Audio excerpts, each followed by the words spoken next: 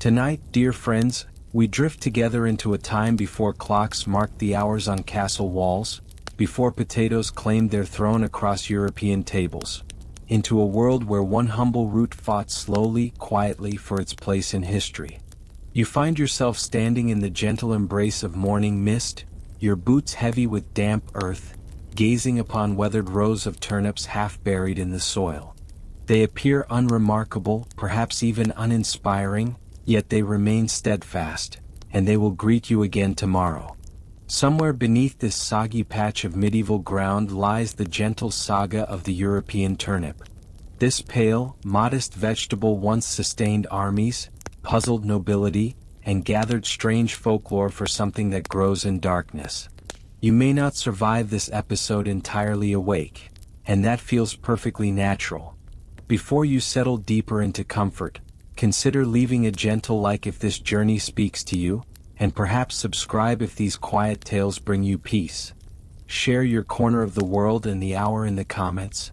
Knowing who dreams alongside me across the globe brings warmth to these stories. Now let the lights fade softly, perhaps invite the gentle hum of a fan to join us, and together we'll ease into tonight's peaceful journey. You kneel to lift a turnip from the cold, yielding earth. The skin crumbles beneath your fingers, releasing the scent of clay and bitter green leaves. Nothing about this moment feels extraordinary, yet it represents nourishment. In the early medieval centuries, such simple sustenance carries profound meaning. Here begins our tale. The turnip's earliest cultivation in Europe likely preceded even Roman settlement, though Romans favored more glamorous offerings: olives gleaming like amber, grapes heavy with promise, figs sweet as honey. But in Europe's colder, wetter corners, the turnip discovered its calling. Hardy beyond measure, affordable to all, it laughed gently at frost's bitter touch. If your turnips ever laugh audibly, perhaps seek guidance from wiser gardeners. You plant it in shallow, rocky soil where other crops might struggle. It grows regardless, finding strength in simplicity. When winter arrives with cruel intention, when grain stores stand empty, when dried beans and preserved meat have long vanished, you turn toward the root cellar. You turn toward the turnip. It waits there patiently because patience defines the turnip's very nature. Historians continue debating whether turnips descended from wild European ancestors or arrived through ancient trade routes, gradually cultivated into larger, milder versions of their sharp-flavored forebears. Some scholars believe ancient Celtic peoples incorporated wild turnip relatives into ceremonial feasts, though whether from choice or particularly harsh seasons remains unclear. Turnips never claimed status among foods. They sustained you when status felt irrelevant. Peasants boiled them into soft submission, roasted them when fuel permitted such luxury, mashed them with remnants of barley porridge, perhaps added leeks during moments of culinary ambition. Turnip bread existed, though reluctantly. Turnip gruel sustained many meals. Turnip ale appeared during desperate times, consumed perhaps only during famine or personal crisis. Despite this culinary simplicity, the turnip wove itself into rural life's daily rhythm. You wake with dawn's first light. You tend sheep through morning grass. You carry water from the well. Then you check your root crops with careful attention. Will frost arrive early this season? Have pigs breached the garden fence again? Are turnips rotting from within? These questions matter because survival depends on that modest root maintaining its integrity until spring returns. Growing turnips offer little glory, yet it provides quiet satisfaction. You glance toward neighboring plots. His turnips appear smaller. Hers have grown disappointingly soft. Yours remain firm, pale, and consistently humble. This represents perfection in turnip cultivation. Meanwhile, in the background of this unhurried agricultural life, subtle changes begin stirring. Monks start documenting crop rotation techniques. Herbalists note that turnips balance the body's humors, whatever such wisdom might mean. Somewhere in a damp abbey garden, a robed figure wonders aloud, what might happen if we plant them twice yearly? A turnip revolution remains centuries distant. But the foundation, the literal foundation, exists here. The seeds rest in prepared soil. The quiet familiarity grows. By the year 800, you have consumed more turnips than you have enjoyed full baths. You have probably carved one into a lantern for Samhain's celebration. You have thrown one in frustration during tax collection visits. They represent more than food. They form part of your world's backdrop, the unremarkable wallpaper of survival. Even animals receive their share. Pigs devour them with enthusiasm. Cows accept them with resignation. Chickens mostly ignore them entirely. But every bite matters in a medieval world where calorie calculations determine life and death. There exists a curious theory, unproven, whispered only, that some medieval communities measured time through root growth. Not officially, naturally. But folksy sayings like, "the turnips are fattening early this year," worked their way into predictions about harvests, marriages, and even battles. Imagine warfare delayed because root crops grew ahead of schedule. Honestly, stranger things occurred regularly. Still, for most of Europe during the early Middle Ages, the turnip remains humble, earthy and unremarkable, but utterly dependable. And you find yourself there in the mud, breaking off frost-bitten tops, tucking salvageable roots into straw-lined baskets. Another day's harvest. Another day's hope that spring will not arrive too late. Because deep within your understanding, even as you complain, your back aching, your breath visible in evening's approach, you know something essential. The turnip will not betray you. It may never thrill you, but it appears faithfully, like a loyal companion with the personality of boiled cloth. And in this cold, uncertain world, such steadfast reliability becomes more than enough. Rest now, knowing that somewhere in the gentle earth, humble turnips wait patiently for tomorrow's dawn, as they have for countless generations before us. Dawn breaks slowly over the thatched roof, and consciousness returns with the gentle weight of morning frost. Your breath forms delicate clouds in the crystalline air as you stir beneath rough woolen blankets. The hearth has surrendered its warmth to the night, leaving only ash-gray memories of yesterday's fire. Stone floors greet bare feet with their familiar, unforgiving chill. Already your mind drifts toward the day's first ritual, breakfast. The answer awaits in the hanging pot, turnips, faithful and unchanging as the sunrise itself. You approach the iron vessel with practiced movements, stirring the contents that have transformed overnight into something between soup and surrender. What was once a recognizable root has become a beige meditation, punctuated by occasional slivers of onion that float like small promises on the surface.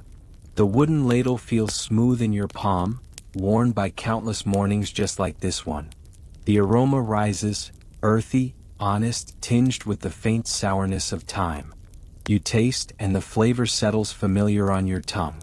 Neither offensive nor delightful, simply present. Reliable. This is the turnip's great gift. Its steadfast mediocrity, its refusal to surprise or disappoint. Across the rolling hills of medieval Europe, this same quiet drama unfolds in countless cottages. Turnips have chosen the common folk as their companions, growing willingly in poor soil, maturing quickly despite neglect, and forgiving the fumbling hands of tired farmers. While lords feast on spiced delicacies and imported luxuries, the humble turnip anchors every peasant meal with its persistent presence. Sometimes you might celebrate with barley bread, still warm from the village oven.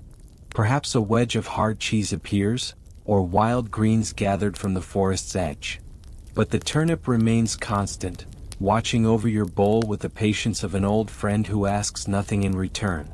Tonight you might roast these roots among the glowing embers, their skins crackling with heat. Tomorrow you could mash them with ale-soaked grains, pretending the mixture tastes of celebration. But mostly you return to the stew pot, where turnips simmer in their eternal meditation. Scholars debate whether turnips truly dominated every peasant table, or if cabbage claimed that honor in certain regions. What remains undisputed is the turnip's role as a faithful companion, stretching thin broths into meals, adding substance to watery stews, and providing the quiet strength needed for long days spent working the unyielding earth. An old saying whispers through village gatherings, "The devil dines on meat, but the Lord blessed us with turnips." The words carry neither humor nor bitterness, only the gentle acceptance of those who understand their place in the world's great tapestry. Yet within this simplicity lies unexpected richness. The turnip becomes more than sustenance. It transforms into a measure of fortune's favor. During abundant years, you might taste your stew enhanced with precious butter. Lean seasons mean bowls filled mostly with turnip flesh and little else. In truly desperate times, even the peelings become treasured, carefully saved, and rationed until spring's first shoots appear. "We salted the turnips last winter," someone mentions, "just to fool our tongues into tasting something new." The comment draws knowing nods rather than laughter, for everyone understands this particular hunger. But darkness does not define the turnip's story entirely. Village festivals sometimes featured turnip games, gentle races between children, carving contests that revealed hidden artistic talents, and the occasional throwing competition that ended with broken windows and stern lectures from the parish priest. During ancient celebrations like Samhain, turnips became vessels for light, their hollowed bodies accepting candles and carved faces that would dance in the darkness long before pumpkins claimed this tradition. Superstition wove itself around these humble roots like morning mist. Turnips placed at crossroads might confuse wandering spirits, while one wrapped in clean linen could ward off winter's chill. Some villages swore that rubbing a turnip across your forehead would banish troubling dreams, though the practice likely worked more through ritual than reality. Young hearts seeking romance would peel turnips in single, continuous spirals, tossing the curling strips over their shoulders. The shape formed upon landing supposedly revealed the first letter of their future beloved's name. You tried this once, watching hopefully as your careful work landed in an indecipherable tangle. Perhaps some mysteries prefer to remain unsolved. Over time, your relationship with the turnip deepens into something like fond exasperation. You grumble about its persistence, joke about its plainness, yet find yourself defending it when outsiders dare to mock it. It serves its purpose, you say, chewing something that tastes remarkably like a damp rope. At least we're not reduced to boiled nettles. Dreams sometimes carry you toward impossible luxuries. Honey cakes golden as summer wheat, roasted apples fragrant with cinnamon, perhaps even a morsel of salted pork. But morning always returns you to the familiar pot, where turnip stew waits with patient warmth. There exists comfort in this consistency. While plagues sweep through neighboring villages, while wars rage beyond the horizon, while tax collectors arrive with their demanding ledgers, the turnip remains steadfast. It claims no seat at royal tables and seeks no recognition in noble songs, yet it appears in every cottage, every kitchen, every life that depends on the earth's simple generosity. A traveling merchant once offered you an exotic dried fruit in exchange for 3 turnips. His laughter suggested he believed himself clever, but you simply nodded and made the trade. Next week you would still have food. He might have only regret and an aching tooth. Working in the garden, you unearth another perfect specimen, skin smooth as river stones, weight solid in your palm. After brushing away the clinging earth, you catch its scent, hope mixed with the honest smell of soil. Your grandmother's words return like gentle rain. A turnip never lied, never left, never demanded answers. Once dismissed as an old woman's nonsense, now these words carry deeper wisdom. So you continue harvesting, stewing, and sustaining. Turnips never ask for gratitude.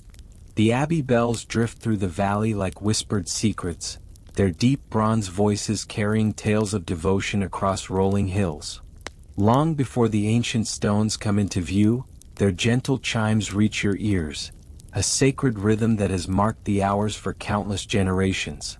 Your weathered basket holds humble turnips, earthy treasures destined for the monastery kitchen, though the monk's particular fondness for these simple roots remains one of life's gentle mysteries. Within those towering walls of gray stone, Existence flows like a peaceful river through channels carved by centuries of prayer and purpose. The Benedictine brothers rise with the first blush of dawn, their voices joining in ancient harmonies before tending to gardens, copying precious manuscripts, and sometimes, in moments of quiet curiosity, experimenting with vegetables that most would consider unremarkable. The silent brother who receives your basket offers the faintest nod, his thick wool robes rustling softly as he disappears through doors that have witnessed 1,000 such exchanges. Behind that heavy oak threshold, something beautiful and unhurried unfolds, a revolution measured not in years but in seasons, not in grand proclamations but in careful observations written by candlelight. Medieval monasteries served as gentle harbors of learning, where patient souls pursued knowledge with the same devotion they brought to their prayers. These sacred spaces nurtured innovations that bloomed slowly, like flowers emerging from winter soil. Herbal gardens flourished under attentive care, brewing experiments bubbled quietly in stone chambers, and yes, turnip cultivation became an art form practiced by men who understood that all creation deserves reverence. The question of whether monasteries truly pioneered agricultural advancement or simply documented what others discovered remains a topic of scholarly debate. Yet their meticulous records tell stories of dedication that transformed the humble turnip from mere sustenance into something approaching wonder.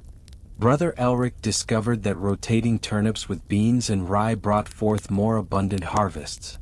Brother Thomas found that pickling the roots in carefully prepared brine created what he described as curiously divine flavors. Brother Godwin's ambitious attempt at turnip wine resulted in a small fire, 2 giggling novices, and a rather stern letter from the Archbishop, though some say his experiment wasn't entirely unsuccessful. Through gaps in the garden walls, you glimpse rows of turnips that seem to glow in the morning light, their leaves trimmed with artistic precision, their pale shoulders just visible above dark, fertile soil.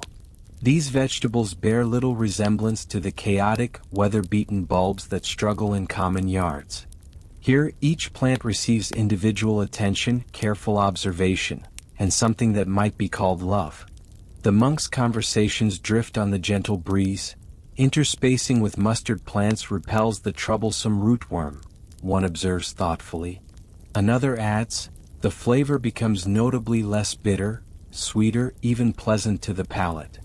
The word pleasant seems revolutionary when applied to turnips, yet their quiet experiments are proving that even the most humble vegetables can be transformed through patient care.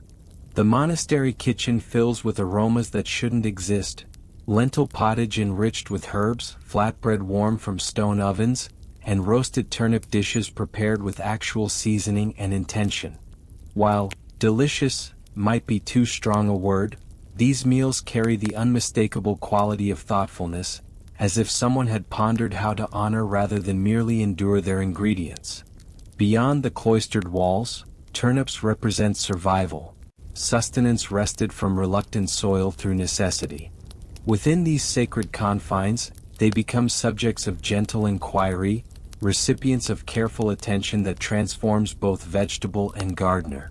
The monks practice seed saving with the devotion of scholars, selecting only the finest specimens, those with the smoothest skins, firmest flesh, and least aggressive bitterness, to preserve for future seasons. Over generations, this mindful selection creates subtle miracles. One brother documents a blushed variety, with pink and purple skin and remarkably mild flesh. Another describes turnips that remain firm in root cellars long after others have dissolved into unappetizing soup. Not every monk embraces this vegetable scholarship. Some mutter that such earthly concerns distract from spiritual matters, preferring discussions of salvation over soil composition. One particularly austere brother claims turnips cloud the soul and embolden lust, though his tone suggests either jest or the effects of too many meatless meals. Ancient manuscripts preserve unexpected folklore. Marginalia depicting turnips with dancing legs, crowned with leaves like tiny green monarchs. Poetry emerges from practical observations. In earth, It sleeps, in cold it keeps, the lowly bulb that feeds the meek. These verses transform agricultural notes into something approaching art, finding beauty in the mundane through eyes trained to see the wonder in all creation.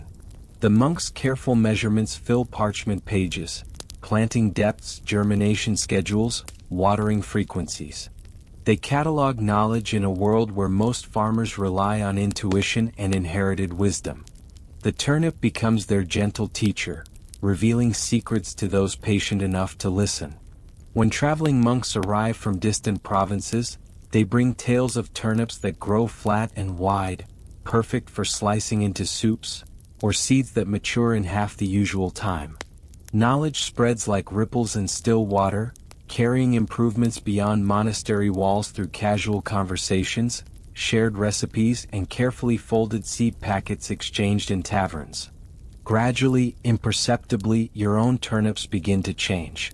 They grow less bitter, firmer, and more willing to endure winter storage. Poverty and weariness remain constant companions, but your evening stew becomes bearable. In a world where comfort arrives in small measures, bearable becomes precious. Perhaps this was the monk's true gift, the understanding that transformation happens quietly, through patient attention to humble things, one careful season at a time. Your weary boots sink deep into the thick spring mud as you move slowly past endless rows of tender green shoots pushing through the earth. The morning air carries the sweet scent of rain-soaked soil mingling with the familiar presence of nearby livestock. Something feels different this year, though. Your neighbor, that wiry old man with his weathered face and a perpetual flock of restless chickens, has begun planting his turnips in carefully formed little mounds instead of his usual chaotic scatter across the field. When you pause to ask him about this curious change, he grunts softly and thumbs his nose. "Some traveling merchant told me it drains the water better," he explains with quiet certainty. "Says the monks have been doing it this way. Called it something new." Then he spits thoughtfully into the mud and returns to his gentle scolding of the wandering geese. You blink slowly, understanding beginning to dawn. This knowledge is spreading like morning mist across the countryside. The humble turnip, long considered a peasant's most reliable yet troublesome companion, is slowly being transformed, through whispered conversations, through patient monkish experimentation, and now through the careful networks of trade. You begin to notice other subtle changes appearing in neighboring fields. Cleaner, straighter rows, more evenly shaped roots emerging from the soil, and fewer vegetables that surrender to rot before winter's end arrives. Ancient secrets are slipping quietly out of monastery walls and into common fields, creeping down dusty roads in ox carts and shared over warm pints in dimly lit alehouses. But here the story takes an unexpected turn. Traveling merchants, those muddy-booted storytellers of the medieval world, begin to offer new varieties with gentle enthusiasm. One carries precious purple-top seeds from distant eastern lands. Another presents a white-fleshed root that supposedly cooks tender as meat. The claim sounds almost magical, but desperate bellies rarely question such hopeful promises. You find yourself tempted to purchase some, though you possess only 2 coins and one of them might actually be a worn button. Still, you cannot help but wonder, when did the simple turnip become something approaching fashionable? Historians continue to debate whether these new varieties represented actual innovations or simply old types given more appealing names by clever traders. But regardless of their true origins, people begin speaking about turnips with something remarkably close to genuine excitement. Imagine such a thing, excitement over a vegetable that still carries the faint aroma of damp socks. The transformation extends far beyond mere cultivation. People are selling them at the market, swapping seeds with neighbors, boasting proudly about their impressive yields. Meanwhile, in sunny Italy, a noblewoman is reportedly serving them roasted with precious oil and fragrant herbs. You squint at such an elegant idea with bemused wonder. Your cousin returns from the market one afternoon carrying a turnip the size of a small child's head, its skin polished to an ivory gleam. "Paid 4 good chickens for it," he announces with unmistakable pride. You nearly faint at such extravagance. What magical properties does it possess? Does it speak? Even the lords are beginning to take notice now. You hear hushed whispers that manor gardens are experimenting with refined turnips, bred deliberately smaller, sweeter, and more perfectly symmetrical. The nobility desires no peasant stew, but they will graciously accept a roasted disc topped with golden honey and served with quiet superiority. Suddenly, turnips find themselves straddling two different worlds. In the village, they remain honest with survival food. Chopped roughly. Boiled thoroughly. Consumed without ceremony. In castle kitchens, they are becoming elegant conversation starters. A beautiful garnish to something more elaborate. A fashionable accessory. You visit a market in a nearby town, drawn by simple curiosity. One impressive stall displays premium turnips stacked like precious treasure, purple and golden skins gleaming, neat leaves perfectly arranged, not a single blemish visible. A carefully painted sign reads, "Perfect for noble kitchens." You snort with such amusement that you nearly swallow your own tongue. But behind all the ceremonial pomp, genuine progress unfolds. The peasant family 2 stalls down is selling practical soup starter kits. Dried herbs, hearty barley, and yes, perfectly cubed turnip. The price remains affordable. The idea feels clever. You purchase one and it provides 2 satisfying meals. You feel as though you have gently outsmarted the system. At night, by warm firelight, you hear your children exclaim, "This one tastes sweet." And you realize something quietly revolutionary has occurred. Your own children have just complimented a humble turnip. Later that week, your neighbor proudly shows off a new tool, some sort of specialized digging fork, designed specifically for roots. He uses it to lift his harvest cleanly from the soil, without any hacking or breakage. His turnips keep beautifully through the long winter months. Yours still turn to mush by Candlemas.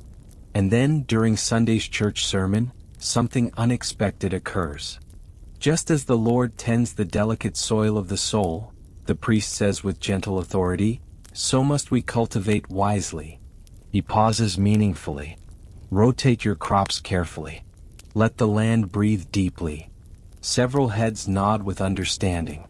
Yours tilts with curiosity. Is the priest actually offering agricultural guidance?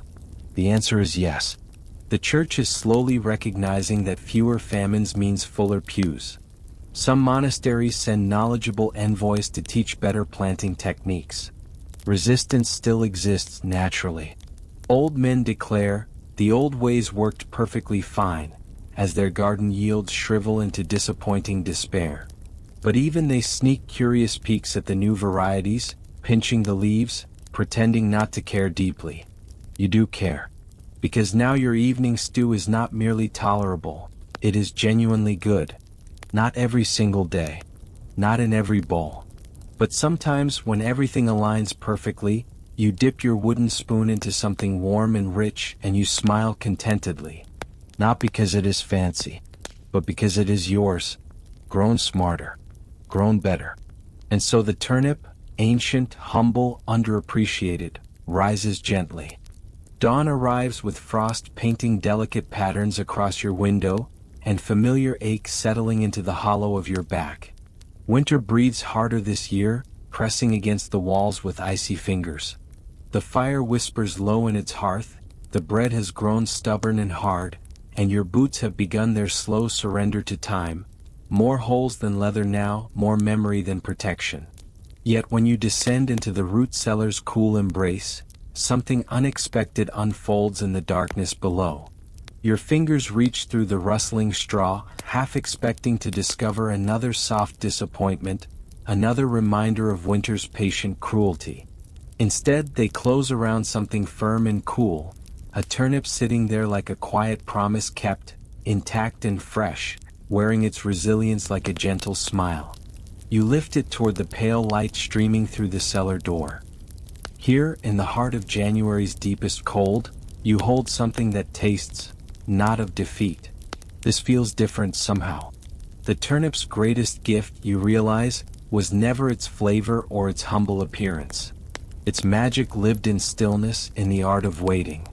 Long after apples surrender to soft decay and leeks shrivel into whispered memories, the turnip simply continues, patient, steady, as if to say, time means nothing to me.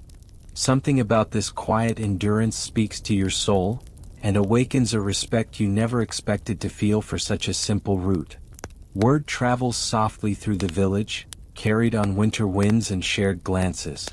Families begin digging their pits deeper, building their shelves drier, and layering their straw with newfound care. Conversations turn to curing the roots, letting them rest beneath the open sky after harvest, allowing their skins to toughen like old leather, extending their patient vigil through the darkest months. These whispered techniques pass between neighbors who once guarded their smallest secrets. Knowledge flows like water finding its course, natural and necessary. Whether this wisdom grew from the soil of peasant experience or arrived through the gentle guidance of traveling monks remains a mystery wrapped in winter mist. Some say these methods bloomed everywhere at once, like flowers following some invisible signal. Others believe wandering friars planted these ideas like seeds, wrapped in parables and practical kindness. The origin matters less than the truth settling into your bones. This knowledge works and it transforms everything. Winter markets take on new meaning now. Not the grand exchanges of merchants dealing in silk and distant spices, but something more honest. Turnips traded for firewood, for wool scraps, for the smoky sweetness of half a trout. You carry your sack through the crisp morning air and return with 2 candles, a jug of golden cider, and rough linen that feels like luxury against your fingertips. For the first time in countless weeks, abundance whispers your name. Even the village reeve, whose eyebrows seem carved from perpetual disappointment, begins noting which families possess turnips that endure and which do not. Conversations drift toward helping the poor through harder months, perhaps even storing surplus for the next harvest's uncertainties. The very idea of planning beyond tomorrow feels like waking from a long dream. Travelers bring darker news from distant villages. One lost half their stored roots to creeping dampness. Another watched their cellar collapse beneath snow's weight. People starved while winter laughed. But here, through careful attention and quiet persistence, you have found something more than survival. Hardship still visits naturally. Good turnips cannot mend every tear in the world's fabric. You still stretch thin stew with bread crusts, patch clothes with patient twine, and curse the wind that finds every crack in every wall. But having something, anything, that carries you through the darkest months feels like touching something sacred. Practical, humble, wonderfully ordinary magic. Sometimes, holding a turnip in your palms, you marvel at this ridiculous root's persistence. Through wars that shook the earth, through plagues that emptied villages, through terrible fashions and worse kings. Always there, waiting beneath the soil, patient as stone. And now, something beautiful happens. The turnip begins climbing social ladders with quiet dignity. Knights departing for distant conflicts carry bags of dried turnip slices. Priests tuck them into traveling packs beside worn prayer books. Even noble households begin adding pickled turnips to their winter tables, dressed with exotic spices and given names like regal root relish. You smile at their gentle pretensions, understanding the deeper truth: hunger makes equals of us all. The line between survival and satisfaction begins to blur like watercolors in the rain. Do you remember when turnips required clenched teeth and desperate prayers? Now you watch people bake them into golden pies with precious eggs, mash them with butter when fortune allows, slice them thin and roast them until edges crisp like autumn leaves. A recipe called peasant pie travels from kitchen to kitchen. Turnips, onions, barley, and scraps of salted meat. The name carries gentle irony, but laughter has given way to appreciation. Because it tastes of home. Because it sustains. Because it endures. In winter's kingdom, what endures becomes king. One evening you share dinner with your neighbor's family. 10 souls gathered around a single fire's warmth. You pass a pot of stew, mostly turnip, brightened with broth and wild thyme someone traded for eggs. humble, steaming, silent. Then one child speaks into the quiet, "This tastes wonderful." The adults pause, blinking as if she had announced angels dancing in the turnip sack. You say nothing but feel everything shifting, not quickly, not dramatically, but with the certainty of seasons changing. The turnip has become more than food. It represents insurance, leverage, the reason your village stands while others fall. It offers quiet proof that attention, just a little, can transform everything. Perhaps this is the true miracle. Not that turnips keep so well or feed so many, but that they taught you and everyone around you to gaze beyond today. Now, when spring arrives and you plant again, you plant not merely for survival, but for the beautiful possibilities that follow. When spring finally arrives after winter's long embrace, your faithful shovel bears the permanent curve of countless seasons, and your weathered hands have forgotten the memory of softness. You pause to cough quietly into your sleeve before gazing across the awakening field, now blessed with tender sprigs of emerald green. And there they are once more, the humble turnips. Not merely your own beloved roots, but everyone's throughout the village. More abundant than ever before, as though the entire community had whispered a sacred promise through the frozen months. When the world continues to offer cold and hunger, we shall answer with the patient wisdom of root vegetables. But this particular year carries something beautifully different. Your neighbor, the weathered man who once trusted only moon cycles and whispered prayers, has embraced the gentle art of three-field rotation. He explains this miracle over morning bread: one field for golden grain, another for nourishing legumes, and the third for sturdy roots. This keeps the soil content and happy, he murmurs, tapping his temple with quiet pride, as though he had discovered this ancient secret himself. Of course he did not. The monastery gardens have practiced this wisdom for countless years. But now, suddenly, people like him are truly listening. Historians continue their gentle debates about whether this slow embrace of rotational farming grew from grassroots experimentation or whether monastic scribes and wandering friars carried these whispers to enough eager ears until the knowledge finally bloomed. Either way, your field appears healthier now, greener and fuller than before. And then the invitation arrives, your first turnip feast. Please do not imagine grand opulence with melodic lutes and roasted swan. Instead, picture 8 families gathered around a crackling bonfire, sharing dishes crafted entirely from whatever turnips survived winter's harsh test. There is a creamy mashed turnip, perfectly roasted turnip, and one curious attempt at turnip pudding that remains politely unfinished. But the evening feels warm and cheerful, and for once, nobody conceals their generous portions. You depart feeling satisfied, smiling softly, and slightly amazed by the volume of root vegetables now resting peacefully in your belly. What once served as begrudging sustenance has quietly transformed into the gentle glue binding your community together. Soon you hear whispers of other gatherings spreading through the countryside. A manor in the neighboring shire hosts a harvest competition. The largest turnip earns a precious cured ham. A nearby convent reportedly bakes savory tarts while teaching treasured recipes to local women. Word travels swiftly through eager voices. People begin exchanging seeds, sharing techniques, and even attempting brewing experiments with fermented turnip juice. Spoiler: the results prove less than delicious. Suddenly, farming transcends mere survival and becomes a source of quiet pride. You spend extra moments pulling stubborn weeds. You measure careful spacing between seedlings with a smooth stick. And everyone else follows this same tender ritual. Even the manor steward, who once could not distinguish barley from beets, begins asking thoughtful questions. How long does growth take to reach completion? Which plots flourished best last year? He records everything with his goosefeather quill as though documenting something truly epic. You raise a curious eyebrow. He simply shrugs.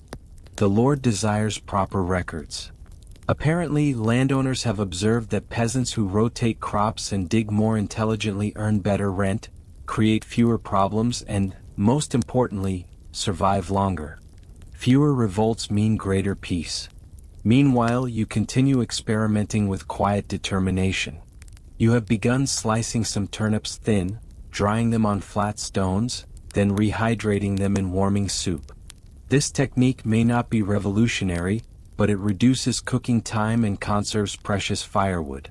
You share this discovery with your cousin. She passes it along to a shepherd. A week later, someone you barely know offers grateful thanks in the market. And here lies the most wonderful surprise. You are beginning to genuinely like turnips. Especially when paired with fragrant garlic. You swear they taste better than they used to. Perhaps it is the new varieties. Perhaps it is the richer soil. Or perhaps hunger truly remains the finest seasoning. Even the children complain less dramatically now. They do not groan quite as loudly when they see stew. Alright, they groan somewhat less. There is one gentle challenge though. This spring arrives wetter than expected. Fields flood with muddy water. Young roots drown in the excess. The clay-heavy patch near the stream becomes a soupy pit. Your neighbor loses half his precious crop and stares at his boots for a week straight. You help him anyway. Because now you possess knowledge about drainage, spacing, composting, and timing. And it is not mystical or secret. It is simply knowledge. Shared, passed along, written down, even if only on the back of a firewood scrap. There is quiet power in that. Historians still debate whether rural peasants actively pursued agricultural innovation or simply stumbled upon better methods through desperate necessity. But from where you stand, knees deep in mud, it resembles quiet, stubborn genius. A few weeks later, your neighbor's new patch begins to sprout. Not much, but enough. He gives you a knowing nod. Do not say thank you. Does not need to. Then one day you overhear two children arguing, loudly, about which type of turnip tastes best in stew. The purple one tastes sweeter. No, the yellow one melts better. You nearly weep. Not because they are right, they are both wrong, but because you have lived long enough to hear children debate the texture of tubers. The turnip no longer serves as merely a background character in your story. It has become the entire setting. It fills the field, the pot, the winter months, and the shared language of neighbors who have very little but cling to whatever works. And as your next planting season begins, you catch yourself doing something you never imagined. Humming softly while burying seeds. There is still war. There are still taxes. There is still the blacksmith's son who will not stop setting things on fire. But for now, your patch of earth, rich and ready, feels like hope itself. Your fingers carry the pleasant ache of morning labor, each tender joint a testament to hours spent coaxing life from reluctant earth. The sun spreads its golden warmth across your shoulders like a benediction, while your neat row of sprouting turnips stands proud, tiny emerald flags celebrating their emergence into the world. Something profound has shifted in your understanding. This humble root, once dismissed as mere peasant fodder, has transformed into something far more significant, a carefully considered strategy for survival. Leaning against your weathered hoe, you watch with quiet amusement as your neighbor's earnest son arranges smooth stones to mark his planting rows. Yesterday, this same boy attempted to explain soil acidity using terminology that clearly originated beyond his young mind. "We learned these methods from the monks," he announced, chest swelling with borrowed pride, as though he had studied in Oxford's hallowed halls rather than simply lingering near the priory kitchen, absorbing wisdom through eager observation. The truth is, his innocent boasting carried more weight than either of you initially realized. Throughout the sprawling tapestry of medieval Europe, monastic gardens have quietly evolved into centers of agricultural innovation. The Benedictines and Cistercians, those devoted servants of both God and earth, pursue endeavors far beyond cultivating simple herbs or brewing their celebrated Alash. They experiment with patient dedication, blending different soil compositions, meticulously documenting growth cycles, and developing techniques that would astound their predecessors. One particularly scholarly scribe even penned an entire treatise on root crops of Christian virtue, a title that sounds magnificently serious until you discover it primarily concerned itself with the spiritual dangers of overwatering carrots. Modern historians continue their scholarly debates about whether monastic influence directly transformed peasant agriculture, or if these revolutionary techniques simply trickled into surrounding villages like warm wax melting from a sacred candle. Regardless of the precise mechanism, your calloused hands now benefit from centuries of accumulated wisdom. Then comes the invitation that changes everything. Brother Thomas, the priory's master gardener, noticed your turnips at the weekly market. Plump and miraculously symmetrical, he declared with genuine admiration. You attempt to maintain composure, but warmth blooms in your chest like spring sunshine. Upon arrival, you discover a verdant wonderland that transforms your modest plot into something resembling a mud puddle harboring impossible dreams. Raised beds stretch in perfect geometric patterns, trellised vines reach toward heaven with determined grace, and carefully labeled root patches display an organization that speaks of both devotion and the scientific method. Brother Thomas presents you with a perfectly boiled turnip, seasoned with coarse salt, while explaining their experimental layered straw techniques for protecting crops through winter's harsh embrace. The first bite reveals flavors that transcend mere sustenance. This simple root somehow carries notes of earth, season, and perhaps something approaching the divine. Walking these sacred rows, you absorb every detail with hungry attention. The precise rotation of legumes following root crops. The strategic application of ash for natural pest control. The gentle prayers offered over composting organic matter, though Thomas hastily explains this practice remains optional but spiritually encouraged. Mental notes accumulate like treasures, later transcribed onto the back of an old tax record with careful reverence. Within days, you begin implementing their techniques in your own modest garden. Crushed eggshells enrich the soil. Experimental spacing patterns optimize growth. Your turnip journal, merely stitched parchment scraps carrying the lingering scent of onions, becomes your most precious possession, documenting each small victory and failure. Then comes the revelation that transforms everything: intercropping. You sow onion seeds between turnip rows, not following fashion but trusting monastic wisdom that claims this confuses the weevils. Whether this theory proves scientifically sound remains delightfully unclear, but your field now emanates the most wonderful aromas. More importantly, your wife ceases complaining that everything tastes like dirt. Now meals carry earthy flavors enhanced by subtle onion notes. Innovation spreads through your village like ripples across still water. One enterprising neighbor hosts a root tasting, an event that initially provokes gentle laughter but ultimately draws curious participation. The feast includes turnip stews, roasted wedges, pickled slices, and even turnip jam that might have committed culinary crimes against innocent bread. You sample everything twice, marveling at flavors you never imagined possible. This evolution transcends mere survival. Agriculture, cuisine, and social customs intertwine in ways that would have astounded your ancestors. Where your great-great-grandfather simply boiled these roots until they surrendered their essence, you now possess sophisticated texture preferences and cooking techniques that honor the humble turnip's hidden potential.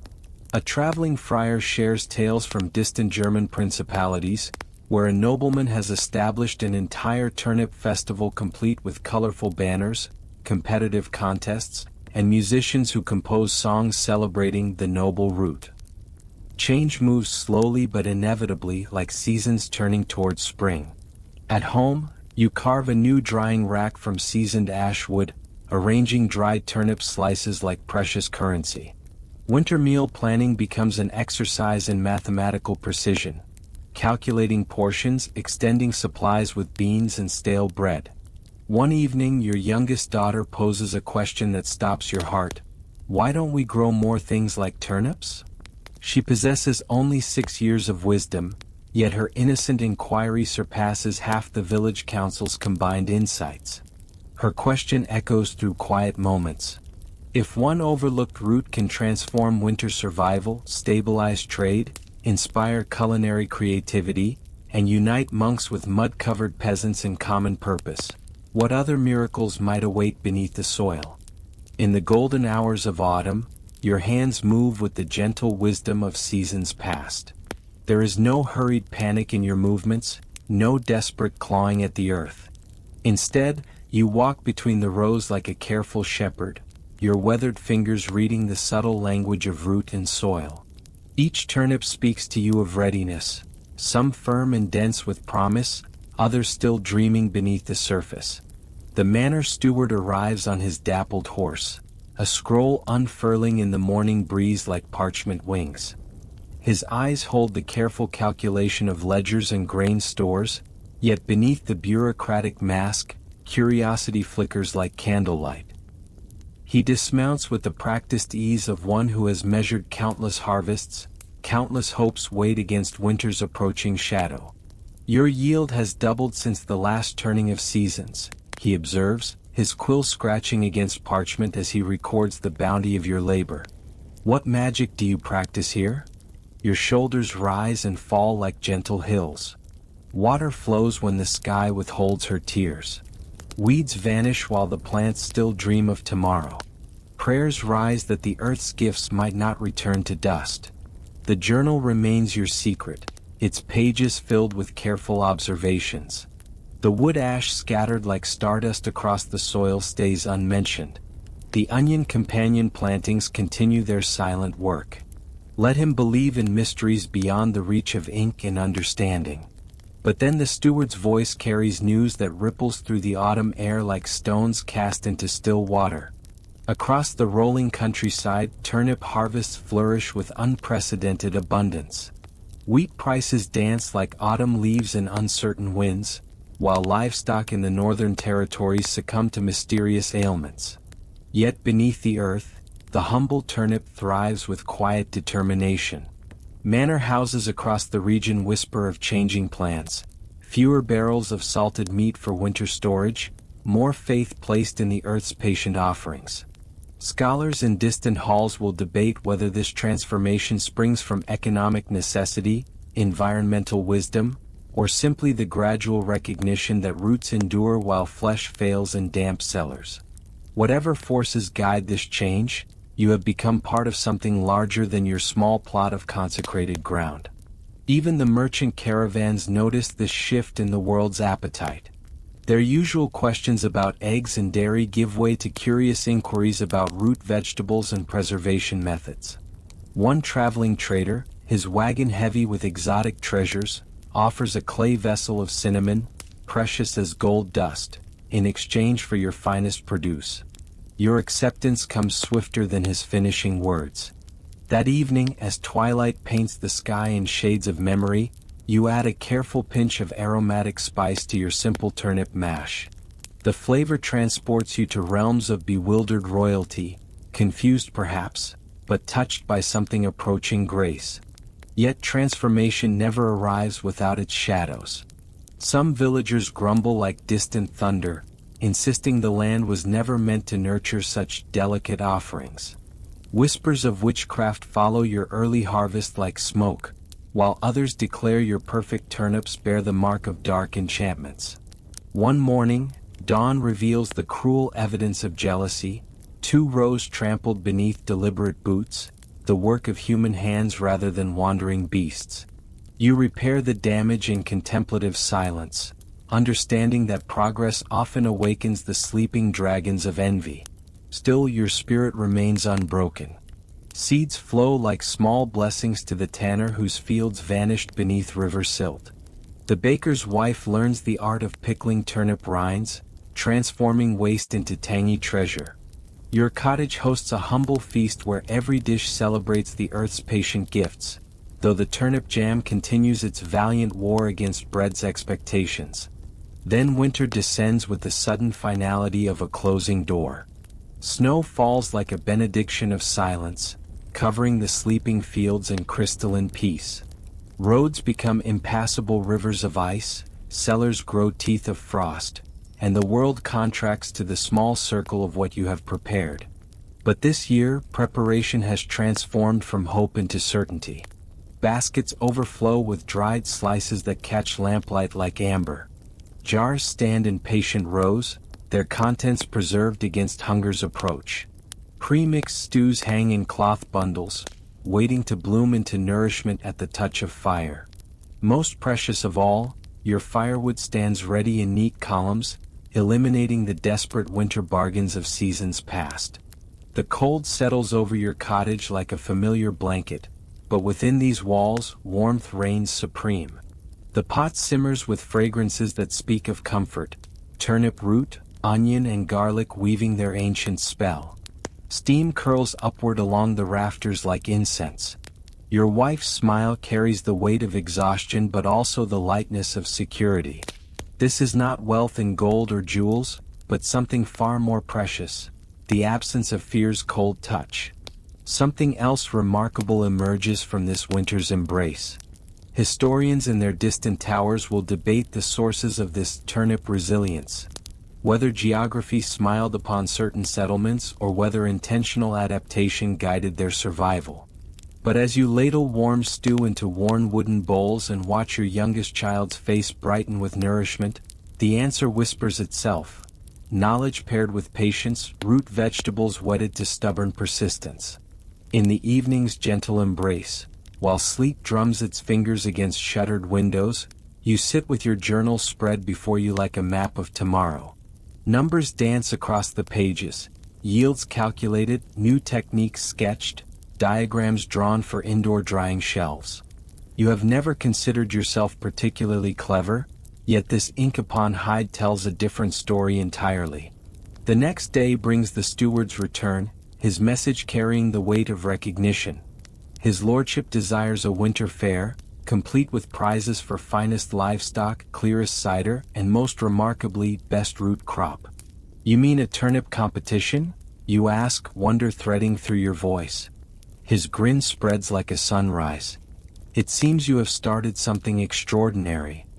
Gentle laughter bubbles up from deep within your chest as you walk the familiar path home from the steward's modest dwelling. A turnip competition. The very words dance through your mind like something your dear uncle might have mumbled after one too many cups of honeyed mead, just before tumbling headfirst into the pig trough with a resounding splash. And yet here it stands before you. An official village event, complete with gleaming prizes, heartfelt recognition, and perhaps even the warm sound of applause carried on the evening breeze. That same night, as golden lamplight flickers across wooden bowls, you share the news over steaming bowls of hearty stew. Your eldest child raises one curious eyebrow, spoon suspended halfway to waiting lips. What exactly does one do at such a turnip fair, father? Lose gracefully to me, you reply with a knowing smile spreading across your weathered face. In the weeks that follow, your entire village seems to awaken before dawn's first light, weathered tools clutched in eager hands.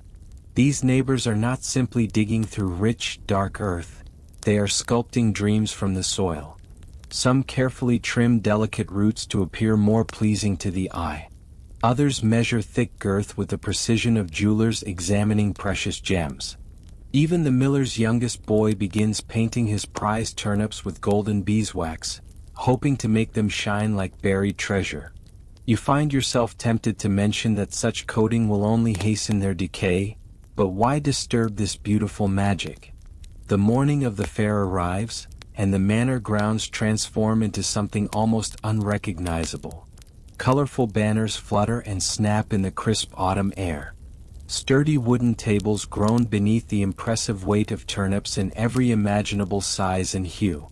There flows music through the crowd, spiced cider warms cold hands, and something that might be dancing if you tilt your head just so. Your eyes discover a turnip carved into the proud shape of a roaring lion. Another sits dressed in tiny baby clothes, looking perfectly content. One bears a face drawn with charcoal, complete with teeth crafted from dried beans. You have brought nothing quite so elaborate. Just one clean, soil-dusted root. Fat and golden and honest as the earth from which it came. When the Lord finally arrives, riding in like someone who has never touched a vegetable in his entire privileged life, he surveys the creative displays with practiced eyes that once judged a goose-plucking contest. He lifts your humble turnip, weighs it thoughtfully in his pale hand, and then sets it down without a single word of comment.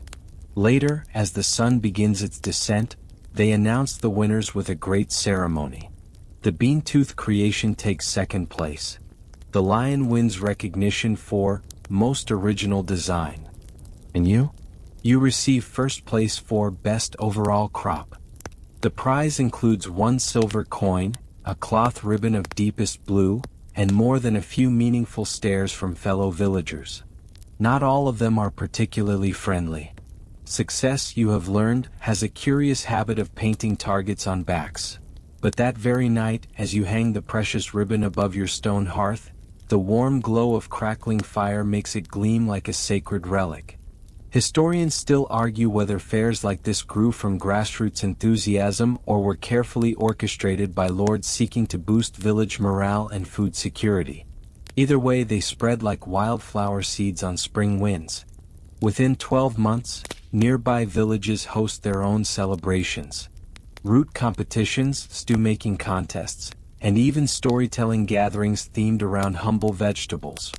You receive an invitation to serve as a guest judge at one such event.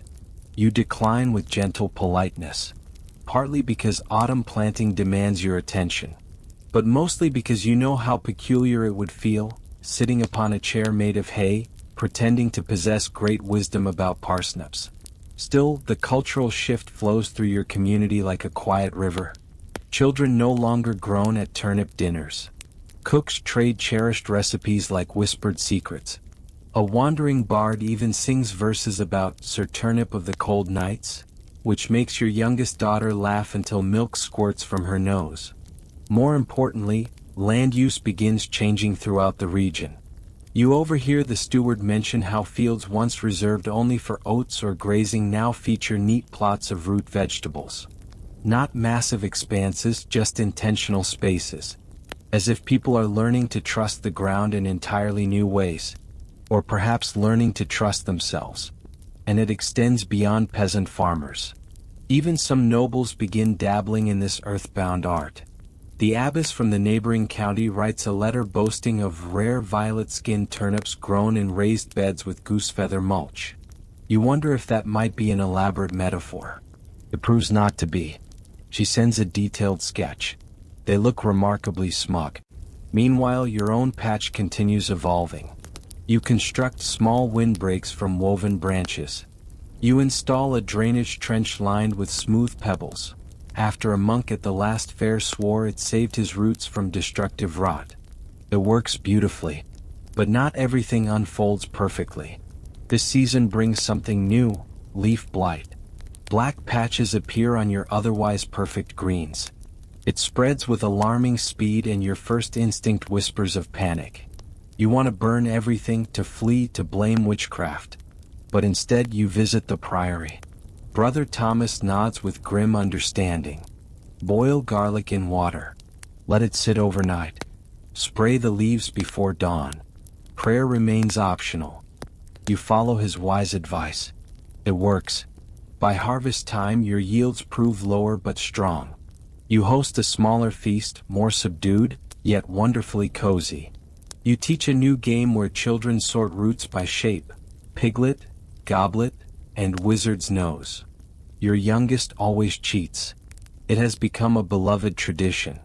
And one quiet morning, while scratching a new planting calendar into the inside of your cottage door, you realize something profound. You are no longer merely surviving the seasons. You are gently shaping them. You wake earlier now, not from necessity but from habit. The kind that seeps deep into your bones when you've spent enough years relying on the sky, the earth, and gentle threads of luck. Before sunrise kisses the horizon, you walk your field barefoot, letting the morning chill bite your soles in just the right way to remind you that you are alive, and your roots rest firmly in the ground, literally and otherwise. This becomes your morning ritual, a private communion with the awakening world. The air carries whispers of damp straw and distant chimney smoke. You think quietly to yourself, this is what peace feels like. But of course, peace never lingers forever. A knock thunders at your door, not the polite kind but the sort that sounds like someone trying to summon the weather itself. You open it to find two riders, mud-caked and stern, bearing wax seals and permanent frowns etched into their weathered faces. There is war brewing to the south, they tell you. You must contribute food, cart space, and 2 adult laborers. Essential to the crown's interest, they declare with practiced authority. Temporary requisition. You offer up crates of your carefully cured roots without hesitation. But they sneer at your humble turnips with obvious disdain. Not proper fodder. Real food, one mutter, implying that turnips serve peasants well enough but hardly suit marching men. You resist the overwhelming urge to throw one at his polished helmet. Historians continue to debate whether root crops were undervalued in wartime due to cultural bias or legitimate nutritional concerns.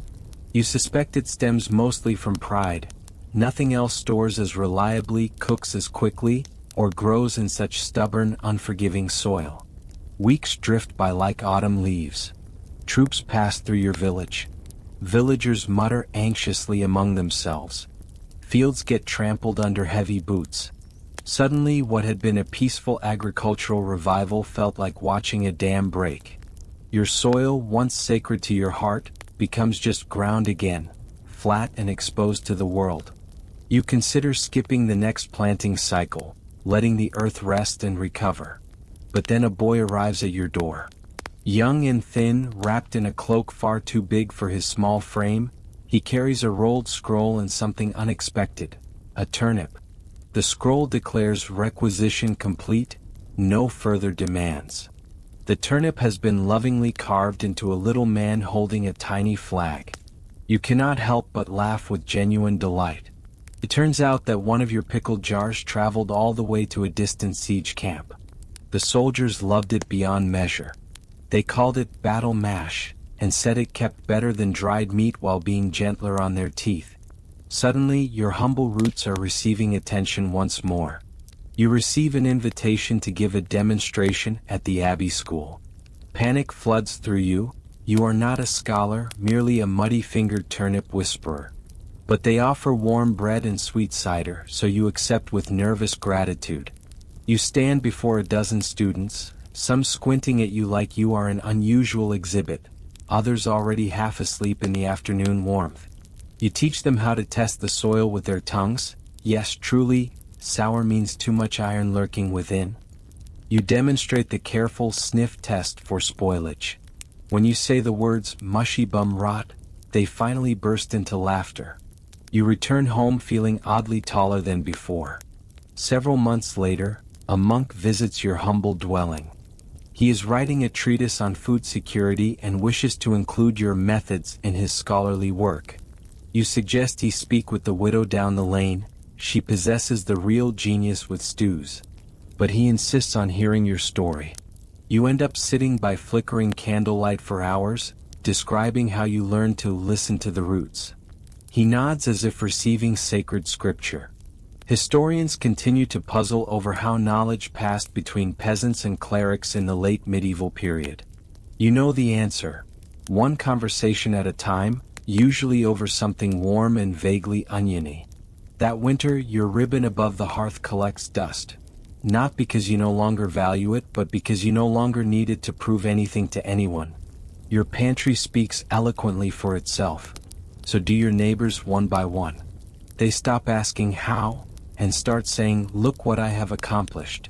Root cellars appear beneath new homes like hidden treasures. Sliced turnip chips dry on carefully woven racks. Even the baker starts adding root mash to his loaves, calling them earth buns. You try one with curiosity. Not bad, though a bit strange. It smells like the underside of a wet bench, but somehow in a good way. Still, there are inevitable stumbles along the path. A merchant tries selling turnip elixirs, claiming they cure melancholy.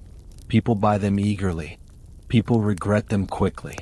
The village doctor throws one into the pond and swears it gave a duck seizures. And then comes the theft that breaks your heart.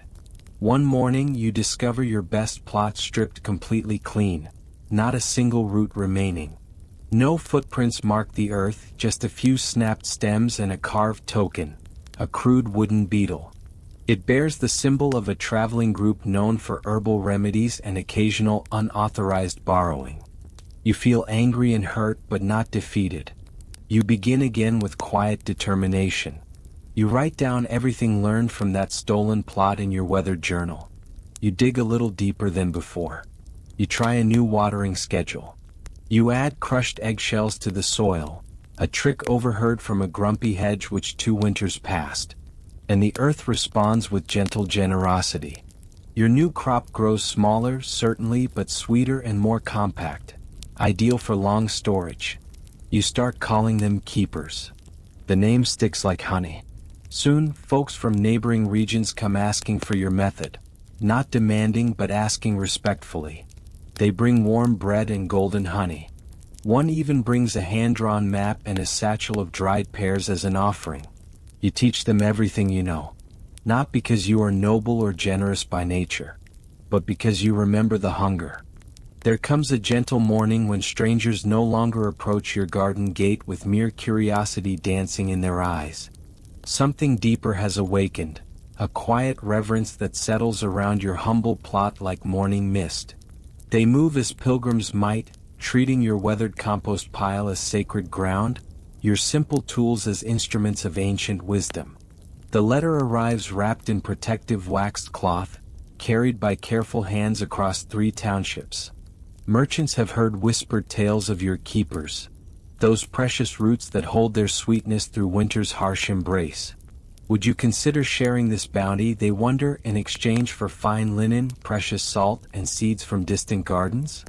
Your hands tremble slightly as you read their generous offer twice, then settle into your worn wooden chair before wonder overwhelms your steady knees. Historians continue their gentle debates about when medieval communities began weaving local abundance into broader tapestries of trade.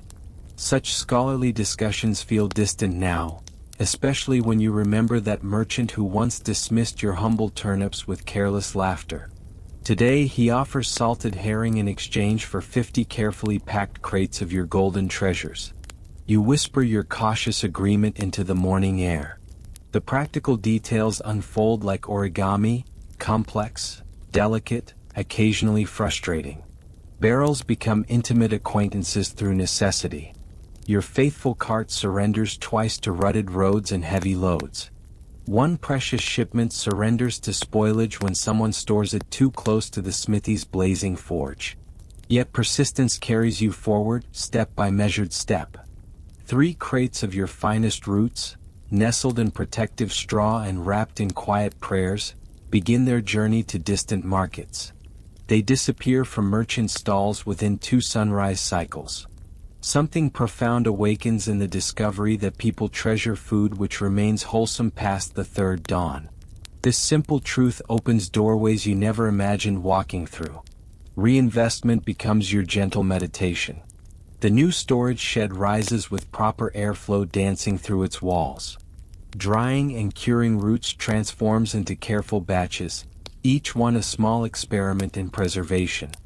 Thinner slices dry more efficiently, you discover, and your reluctant sketches begin documenting these precious insights. Plans emerge from your practical wisdom, though you resist calling them such grand names. The village begins humming with possibility. Not every voice joins this harmonious chorus naturally. Some neighbors whisper that you have embraced commerce too deeply.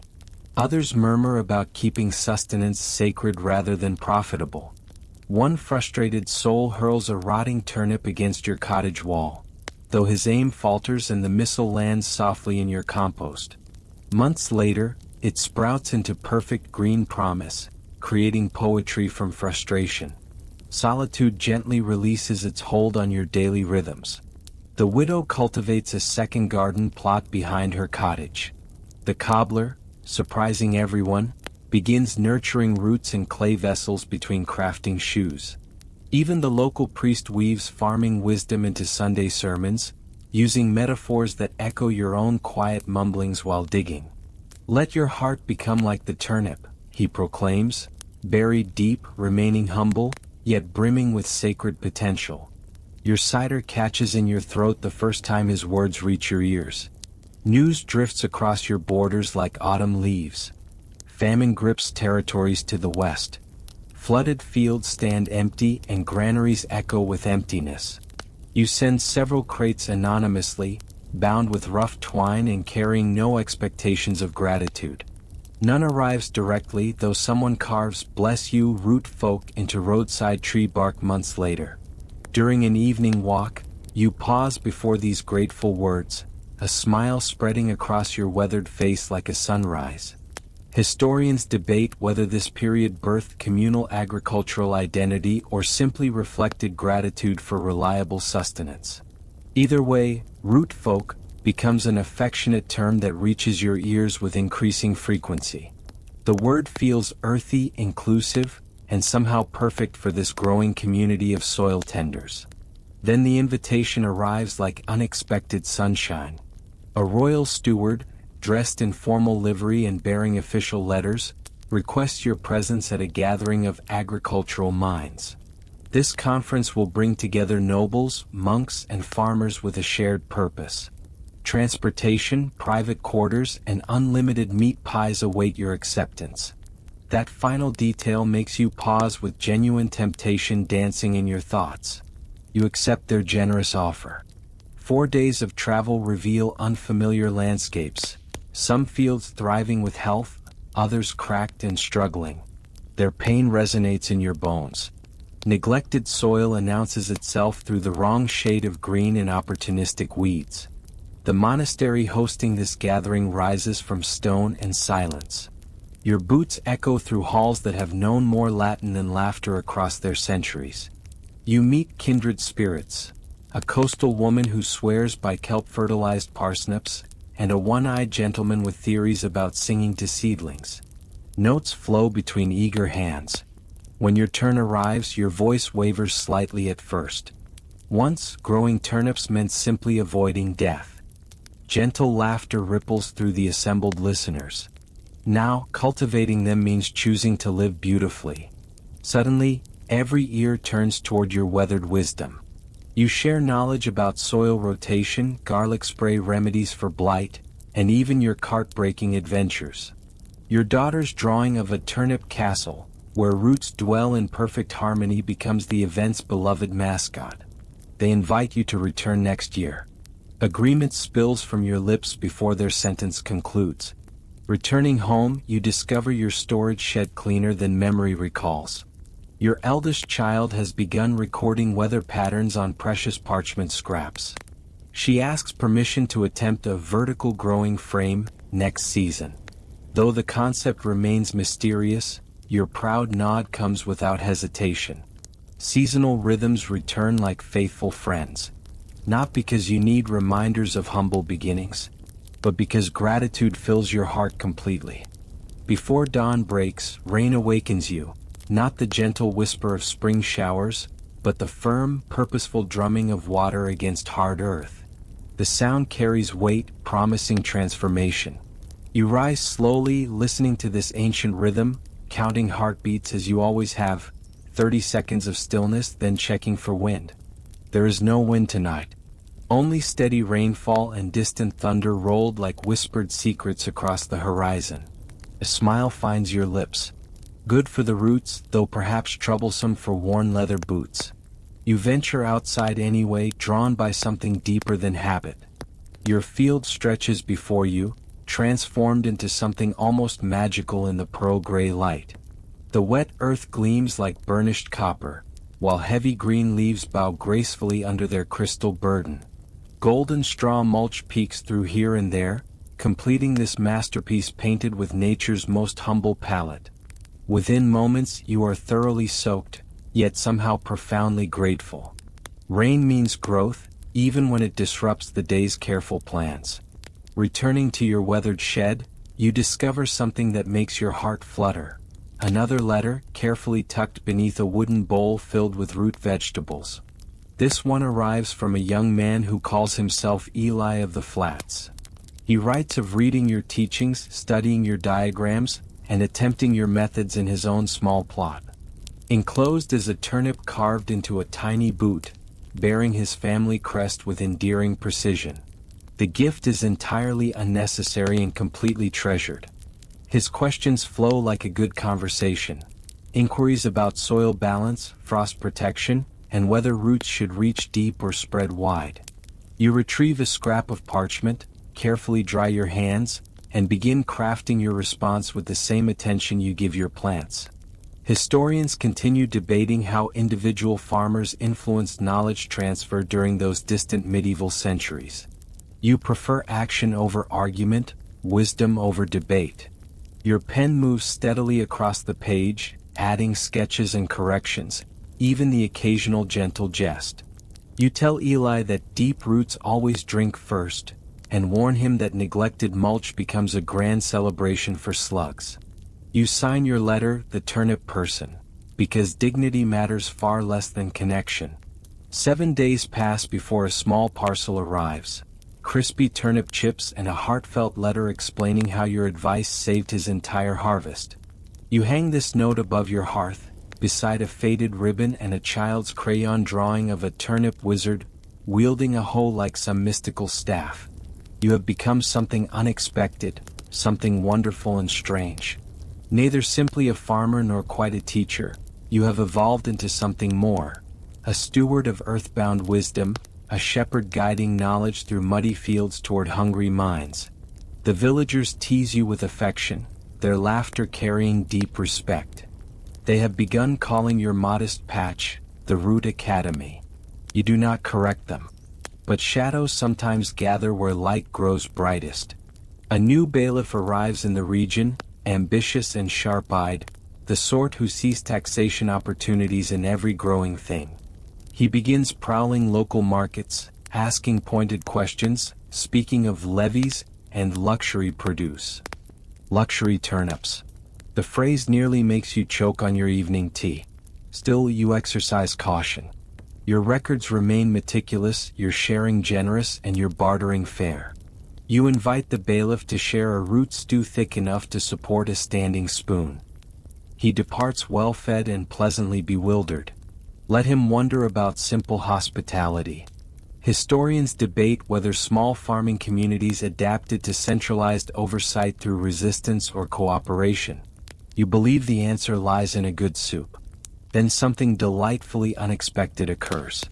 One of your turnips wins recognition at the Midsummer Festival, not for flavor or impressive size but for sheer beauty. A judge declares it aesthetically symmetrical, and raises it skyward like a precious chalice. People cheer with genuine enthusiasm. A traveling bard composes a ridiculous song called The Ballad of the Blushing Root. Despite its awfulness, the melody haunts your thoughts for weeks. The following month brings curious visitors asking about your turnip beautification techniques. You explain patiently that healthy soil creates beauty, not mysterious magic. A wide-eyed child asks whether you sing to your plants. You shake your head, then pause thoughtfully. Perhaps once, you admit softly, during a thunderstorm. The child nods with profound solemnity as though confirming some long-held theory. You receive an invitation to address a larger gathering, traders, scribes, even nobles. You arrive with 3 bulging sacks of roots and a cart held together by hope and splinters. No fanfare accompanies your entrance, yet people notice. They nudge companions, point discreetly, and whisper with interest. One boy waves enthusiastically. You wave back with equal warmth. They seat you beside a spice merchant and an apothecary who carries the scent of vinegar and secrets. Conversations flow around rot prevention and preservation methods. Someone inquires whether you are the person who stabilized long-haul transport for tubers. You nearly spray your drink at such grandiose language, though you simply nod. Your sketches fill a linen napkin. Someone carefully copies them onto proper parchment. You mention how storing turnips with horseradish slices prevents mold. The apothecary's eyes brighten. Medicinal mold suppression? He mutters, scribbling frantically. Your humble roots have entered yet another realm, the world of healing. You know little about formal medicine, but you remember your grandmother's words. Turnip broth clears the fog from weary chests. Once you dismissed such notions. Now you share them carefully and tenderly. That night, you sleep in an unfamiliar chamber filled with dried herbs and a bed that smells like ancient books. You miss your lumpy mattress, yet you dream of fields, not only yours but countless others where your knowledge has taken root and flourished. Returning home, you discover thoughtful gifts waiting. Nothing grand, yet everything meaningful. A carved spoon, toasted seeds in a cloth bag, a painted stone bearing the simple word grow. In the quiet hours before dawn, when mist still clings to the earth like a whispered secret, the turnip has become something far greater than its humble origins. No longer simply a root vegetable resting in dark soil, it has transformed into something luminous, an idea that glows softly in the collective heart of the village, a symbol of quiet persistence that speaks to something deeper than mere sustenance. The realization settles over you like morning dew as you watch two young boys guide their creaking wheelbarrow down the cobblestone lane. The smaller one can barely peer over the wooden handles, yet both are humming that infectious melody, the one they call Blushing Root. Their voices carry the tune with such innocent joy that you cannot help but smile, even as you shake your head at how your simple agricultural experiments have somehow birthed a village anthem. The children have begun calling you Root Father, a title that emerged from playful jest but has gradually taken on an almost reverent quality. When the tanner's apprentice approached you with genuine curiosity, asking earnestly about overwintering techniques, you understood that something profound had shifted beneath the surface of your quiet life. Between the careful tending of compost piles and those awkward village meetings where you stumbled through explanations, you had somehow become a figure of gentle authority, not quite a leader but rather like an ancient oak whose roots connect secretly to every corner of the forest. You embraced this unexpected role with quiet dignity, keeping meticulous records in a leather-bound logbook and sketching detailed diagrams of your raised beds. Your experimental patches now bear whimsical code names, Project Frostkiss, and Operation Mulch Trap. Labels that only you can see, private jokes that make you chuckle during solitary morning rounds through your garden sanctuary. Medieval historians continue their scholarly debates about whether agricultural communities consciously innovated or simply stumbled forward through necessity, but you understand the truth lies somewhere between intention and accident. Your greatest discovery, sprinkling wood ash around tender seedlings to repel rootworms, came purely by chance when you clumsily spilled your hearth pan during a fierce thunderstorm. Then the drought arrived like an uninvited guest, settling over the village with suffocating persistence. 16 days passed without rain, then 20, then 30 endless days beneath a merciless sky. The air became brittle as old parchment, leaves curling inward before surrendering to the earth. The soil cracked with such violence that your hoe could disappear entirely into the deepening chasms if you allowed your attention to wander. Even the cheerful creek slowed to a melancholy trickle, its voice barely audible above the whisper of dying grass. Sleep became elusive during those parched nights, your mind racing with calculations about remaining water reserves. You rationed every precious drop, prioritizing the vulnerable young shoots while whispering tender apologies to the wilting kale that drooped like discouraged children. Yet somehow, miraculously, the turnips endured. Their green tops appeared sickly and defeated, but when you gently excavated around their bases, the roots remained firm and promising.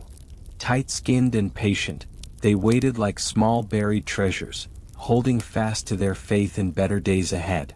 You responded with deeper mulch layers, improvised cloth canopies for shade, and carefully dug trenches to capture the morning dew's precious runoff. The village children became your unlikely allies, carrying sloshing pails from the distant mill pond in exchange for boiled eggs and increasingly elaborate bedtime stories. Though they grumbled about the daily trek, they returned faithfully each morning, one proudly wearing a homemade Team Turnip tunic that made your heart swell with unexpected pride. During the drought's darkest hours, something beautiful emerged from the community's shared struggle. Without fanfare or formal organization, neighbors began sharing whatever water they could spare. precious shade fabric and tools passed from hand to hand. An elderly woman with gnarled fingers taught the blacksmith's apprentice her secret technique for crafting drip irrigation from goat bladders. A solution both wonderfully practical and delightfully eccentric. When the rain finally returned, it arrived with magnificent drama, sideways sheets of water that battered rooftops and flattened half your carefully tended leeks. You felt no regret, only pure joy as you danced barefoot in the glorious mud until your knees buckled beneath you. Your undignified celebration inspired the entire village to join in the revelry, dignity forgotten in favor of shared relief. The turnips led the recovery with characteristic resilience, bouncing back with eager determination. You unearthed one shaped like a perfect heart, another bearing an unfortunate resemblance to the village priest, a discovery both deeply awkward and strangely accurate. That harvest's abundance rescued more than individual tables. You shared generously once again, sending crates to the abbey and barrels to coastal markets. Even the castle kitchens received a modest, anonymous basket, though you later learned the king's niece had inquired about those sweet white potatoes, a misidentification that made you roll your eyes while forgiving her noble ignorance. Your reputation began to spread like dandelion seeds on the spring wind. Visitors arrived quietly, a thoughtful monk from across the river, a merchant's daughter carrying an illustrated journal titled The Root Codex, that featured your own sketches. When she requested your signature, you panicked and produced something resembling a sick beetle, which somehow delighted her. The unexpected letter arrived on heavy parchment, sealed with wax and written in elegant Latin script. A distant scholar had read of your methods, and wondered if you might contribute to a broader collection of agricultural innovations. After reading it 3 times, you crafted a careful reply that concluded with words that surprised even you. I am not a learned man, but I know what grows. A month later, the second letter confirmed your inclusion in their publication, titled Soil, Sweat, and Symmetry, Lessons from a Turnip Steward. You closed your eyes and laughed at the beautiful absurdity of it all. The time arrives like the morning mist, settling into your bones without announcement. Your knees whisper stories of countless seasons, while winter's chill lingers longer in your marrow each passing year. The familiar weight of your garden fork seems to grow heavier with each dawn, and your journal entries transform from urgent scribbles into gentle reflections. Still you plant, still you harvest, still you wage your loving war against the persistent gophers who've become your oldest companions in this dance of earth and season. On this particular morning, crisp with autumn's blessing, you pause beside your faithful spade and gaze across the rows that stretch before you. They curve slightly, beautifully imperfect, lovingly overgrown in places where nature has claimed her rightful space. Something profound settles in your chest, deeper than pride, quieter than satisfaction. You remember the beginning, just another hungry soul clutching a single seed, hoping against hope that something good might grow. Now you have become something else entirely. You have become a story that walks among the living. The proof unfolds in gentle moments. A young boy strolls past your gate, wearing a whimsical cap shaped like a turnip. On the village wall, someone has drawn your face in chalk beside the words, "Plant what you love." An apothecary's traveling box bears a tiny root symbol, etched with loving care into the worn wood. Scholars debate whether legacy flows through grand invention or quiet influence. You understand the truth runs deeper. Legacy grows through consistency, through showing up when the world is still dark, through digging and planting and watering and failing and rising to plant again. The scribes arrive just after the first frost kisses the earth farewell. 3 of them appear at your door, ink-stained and wide-eyed, shivering in their city clothes. They carry scrolls and questions and a deep suspicion of anything that might soil their carefully maintained appearances. You welcome them inside, offering bowls of warm broth and roasted parsnips. When they ask if you'll dictate your life's work, you nearly choke on your soup with laughter. But something in their earnest faces touches you and you agree. For 7 days they follow you everywhere. into the shed where tools hang like old friends, down into the cellar where preserved abundance waits in patient rows, out into the field where your hands know every inch of soil. One scribe faints during compost turning. Another gets bitten by your territorial goose. Still, they persist and you find yourself admiring their determination. You tell them everything your hands have learned. About crop rotations that dance with seasons, about flood tricks that outweat weather, about seed soaking that whispers life into sleeping potential. You show them logbooks filled with careful observations, and annotated sketches that map seasons of discovery. Then you share the deeper truths that textbooks cannot capture. You speak of how planting can heal a heart when grief threatens to hollow you completely. How stubbornness becomes a form of prayer, a daily offering to possibility. You tell them about the morning you yelled at clouds for raining right after you hung your laundry. You describe the first time a child asked for their own patch of dirt, and how you handed them a hoe with tears streaming down your weathered cheeks. One scribe begins crying as you speak. You offer him a napkin decorated with a drawing of a turnip wearing sunglasses. Later, sitting by the fire's gentle glow, you stare into dancing flames and remember faces that have shaped your story. Your grandmother's weathered hands. The old merchant's kind eyes. Eli of the flats with his generous spirit. The child wearing her Team Turnip shirt. The scholar who wrote your wisdom down. Your daughter who carries your lessons forward. All of them have root systems in the same vast garden of connection. The scribes leave you a copy of their work, wrapped in soft wool and labeled, The Rootkeeper's Guide, Notes from a Quiet Farmer. You don't open it immediately. Instead, you treasure knowing it exists, stashing it behind the firewood like a secret gift to tomorrow. The season turns again as seasons always do. You prepare your final patch with ceremonial care. Though smaller than ever, barely a dozen rows, you tend it like a masterpiece. You rake the soil smooth as silk, add compost with reverent hands, and hum melodies that have no names but carry decades of contentment. When the first sprout pushes through, you whisper gratitude to the earth that has held you so faithfully. Visitors still come, moving slower now, asking fewer questions and sharing more stories. They bring turnip dolls and root wine, a tiny windsheam crafted from dried stalks that sings in the breeze. One woman presents a letter written by her grandfather, thanking you for a trick that saved their winter stores. You hold it in your lap for hours, feeling the weight of connection across time. You speak less these days. You listen more. The turnips speak for you now. They grow quietly as they always have, demanding no praise, seeking no recognition. They simply persist as you have persisted, rooted in the faith that small things matter immeasurably. Historians continue debating whether peasant knowledge truly shaped the modern world or merely provided background harmony to the louder songs of kings and knights.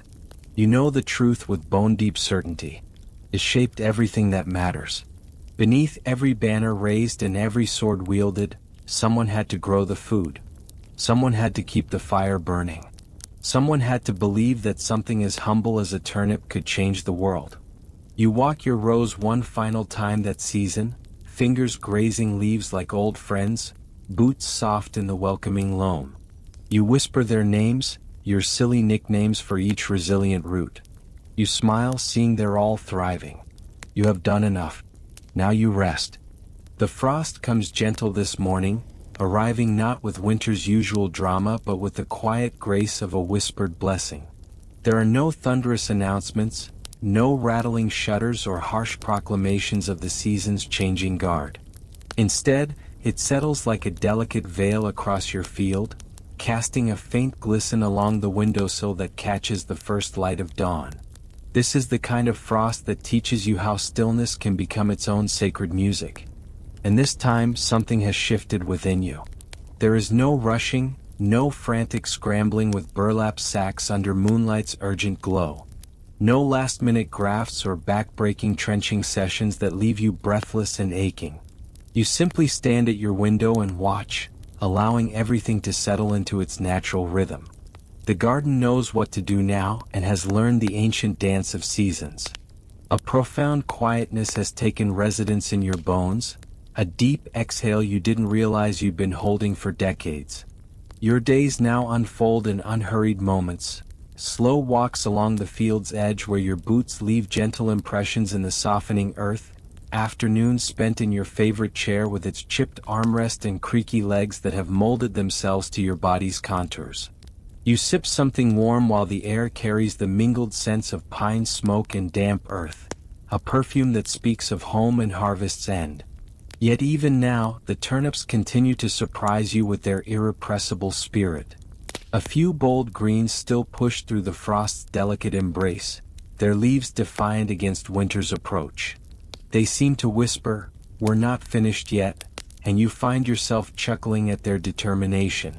Of course they aren't done. Resilience doesn't retire, doesn't simply surrender to the calendar's turning pages. It merely changes shape, adapts, and persists in whatever form the season allows. Your daughter visits more often now, her presence bringing warmth to these shortened days. She arrives with honey bread still warm from the oven, pickled beets that catch the light like jewels, and news from the bustling market where your methods have quietly taken root. She's begun teaching, small classes filled with eager children who arrive with muddy boots and carry notebooks bursting with questions. She uses your techniques, your hand-drawn diagrams, and even your silly names for the various compost piles that dot the garden like old friends. You pretend mild annoyance when she quotes your weathered sayings, but inside, you glow like a well-tended hearth. One afternoon, as golden light slants through the kitchen window, she poses a question that settles deep in your chest. What would you like to be remembered for? You turn toward the window, watching shadows dance across the field, and think of all the times you stumbled. The crops that refused to sprout despite your careful tending. The winters that bit too hard, leaving you counting losses by candlelight. The sleepless nights when you lay awake calculating potatoes and planning tomorrow's repairs. Finally, you speak the truth that has been growing quietly within you. For trying. Because that has always been the essence of your work. Trying, adjusting when the first attempt failed, then trying again with renewed determination. The simple act of showing up each day, tools in hand, hope in heart. Historians continue their endless debates about whether individual effort truly matters in time's vast machinery, whether one person's stubborn little garden could send ripples through the centuries. But you have lived long enough to know the answer with bone-deep certainty. Trying to change everything that matters. You leave behind much more than well-tended soil.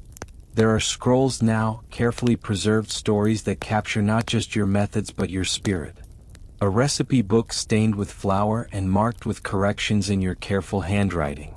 A small wooden sign reading Rootkeeper's Patch hangs slightly askew beside your gate, weathered but proud.